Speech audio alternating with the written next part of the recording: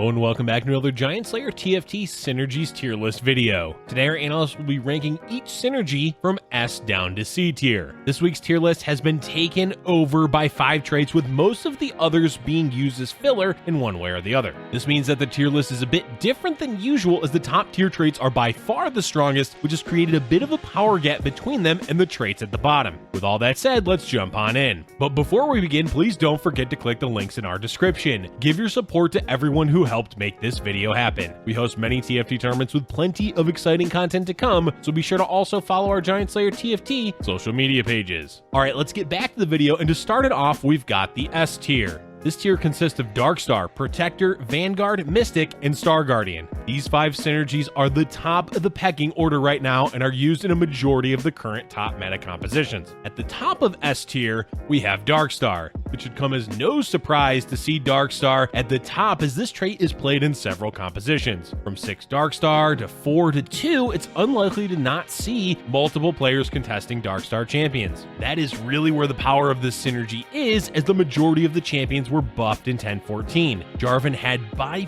far the most impact to the meta after the changes, to the point where he was recently nerfed, though he's still quite good. While the champions themselves are all being utilized in one way or another, don't forget that the trait itself is very versatile. Because it now triggers the bonus damage from any champion dying, it makes flexing into 2 or 4 Darkstar champions much easier. This, coupled with the champions themselves being viable, means that Darkstar is a top flexible synergy. The next synergy at the top of the meta is Protectors. Protectors are doing well in large part because of Jarvan, even after being hotfixed. He enables so many compositions by being hard to kill with the Protector shield, while also providing a ton of extra attack speed with his ultimate. But Nico and Rakan are also worth pointing out as stellar champions, as they both provide a ton of CC. Overall, the trait is almost as common to see played as Darkstar is, and the two often go hand in hand together. Vanguard is the next S tier trait to talk about because it helps counter Shaco and Jhin while almost completely shutting down Cybernetics. The classic combination of 4 Vanguard, 4 Mystic has risen to the top of the meta again, and Vanguard plays a large role in its success. Whether it's 4 Vanguard or 6, you're going to have a difficult frontline for most AD champions to kill, even with a Last Whisper. Pair them with Mystic and boom, you have a really hard team to kill overall.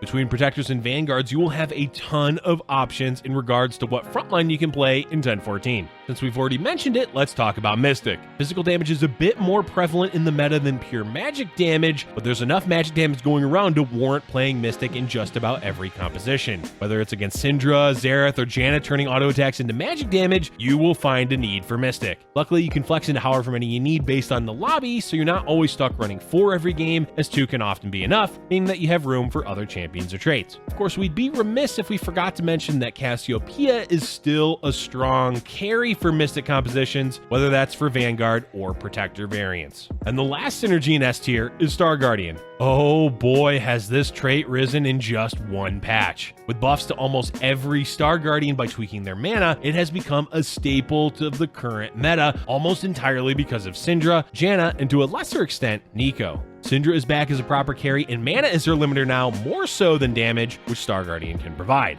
Janna has a great CC ability with an attack speed buff, and Nico can protect against pesky infiltrators with her AoE stun. It is nice to see the synergy be useful again, though it may be just the champions themselves that are carrying it more so than the effect of the trait. Let's move on into the A tier synergies, which consists of Sniper, Infiltrator, Cybernetic, Chrono, Sorcerer, Celestial, and Paragon. These traits are often paired with the S tier traits as essential pieces to the top meta compositions. Leading the pack of A tier is Sniper, which is mainly here because the champions are so good right now. The trait itself does provide extra damage for each Sniper, so it's not completely overshadowed by its champions. That said, if Ashe and Jhin weren't as dominant in the current meta as they are, it's likely that this trait would either be B or C tier. But it is one of the most commonly played traits right now, and as such, deserves its spot at the top of the A tier. While Sniper is for the ranged carries, Infiltrator is serving as the companion trait for any composition using Shaco. Fizz and Echo are still fantastic champions, but the star of Infiltrators is definitely Shaco, as is being utilized as a primary carry in the current meta. As with most traits in A tier, you're unlikely likely to see Infiltrator used as the dominant synergy, but is quite common given the popularity and strength of Shaco alongside the other Infiltrators. Cybernetics is in a bit of a limbo right now. It's still a synergy that can do well in the meta and often places in the top 4, but with the meta shifting towards heavy armor frontlines like Vanguard, the viability of this trait has gone down drastically. That said, Aurelia with Last Whisper can still shred through most champions, and Echo is still a late game terror, which really ups the value of the synergy. It may fall down in the tier list as the meta continues to evolve, but for now, it's still good enough for its position in the A tier. Yep,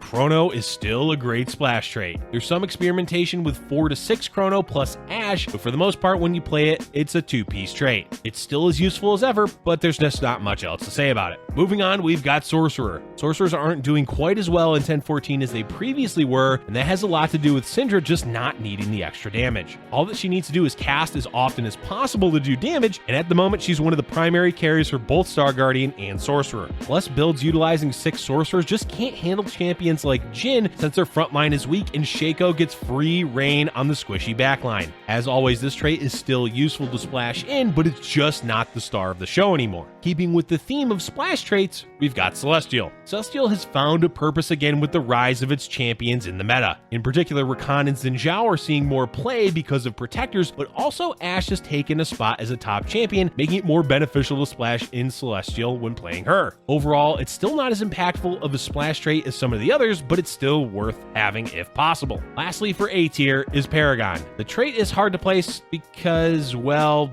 Janna is amazing, but the trait itself is kind of It can be useful specifically against Vanguard heavy builds, but ultimately it's more about Janna herself and the effects of the trait. Alright, let's move on to B tier, which consists of Astro, Brawler, Rebel, Starship, Mana Reaver, Blade Master, and Demolitionist. These synergies occasionally do well, but aren't as important to top compositions as the A tier synergies are. First up is Astro. Astro is a decent trait with good champions, but it currently is mainly only seen in Astro Sniper compositions. And even there, it's not really the star of the build. So really, for where the meta is currently, the trait really exemplifies an average trait. Brawlers, unfortunately, have fallen down in priority because both Vanguard and Protectors are just better frontline options. It's still a good synergy with good champions, but just bonus health isn't quite enough for where the meta is right now. Rebel is still a viable synergy with Jinx as the carry, but it's much harder to pull off. The shielding does help against the sheer amount of damage certain compositions put out and does help out against infiltrators like Shaco, but it's just not quite up to par with the other traits that buff their carry like Darkstar or Star Guardian. So yes, it's viable,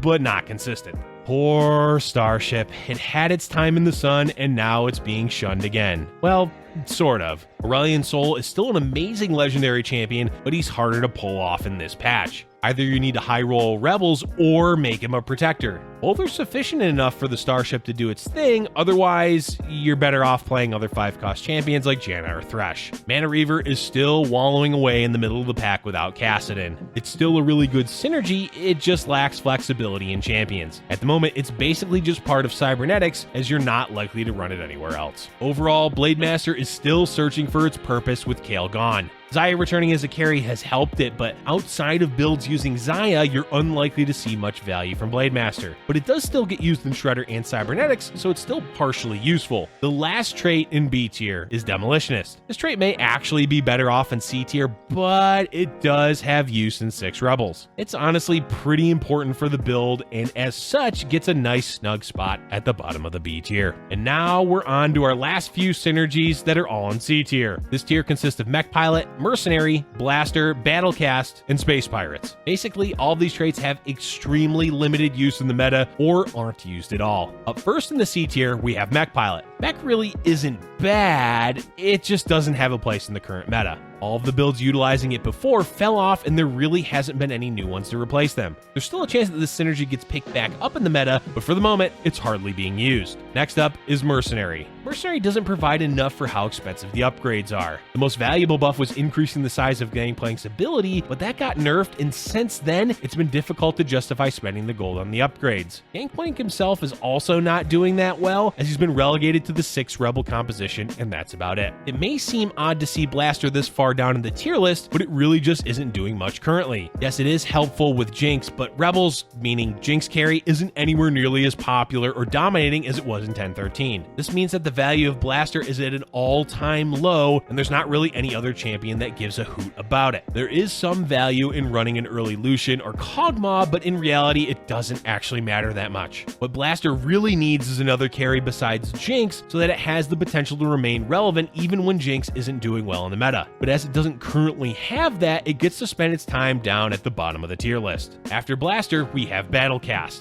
Battlecast is the trait that's so close to being useful, but just can't find a foothold in the meta. It needs more relevant champions to be played, but also the effect of the trait itself is often underwhelming. Until either the power of the trait is raised or some of the champions get a bit of balancing, it's unlikely to see this trait rise up in the rankings. And our last synergy for the list, down at the bottom of the C tier, is Space Pirates. Gosh, this trait can be so fun when it's good, but it's just not doing anything right now, folks. There's a few brief moments during the game when you can squeeze out a few coins with Jace and another Space Pirate, but those moments are few and far between. The biggest issue is that Darius just isn't a real champion right now. He can occasionally shine during the later parts of Stage 2 or early in Stage 3, but then he quickly falls off into obscurity. Till Darius is buffed, don't expect this trait to do much. That is all that we have for today's tier list video, folks. It's certainly an interesting meta, having quite a few synergies being so strong. Let us know in the comment section below which traits you think should be higher or lower on the list. Thank you for watching, and if you're enjoying our content, be sure to hit the like button and subscribe for future Giant Slayer TFT videos.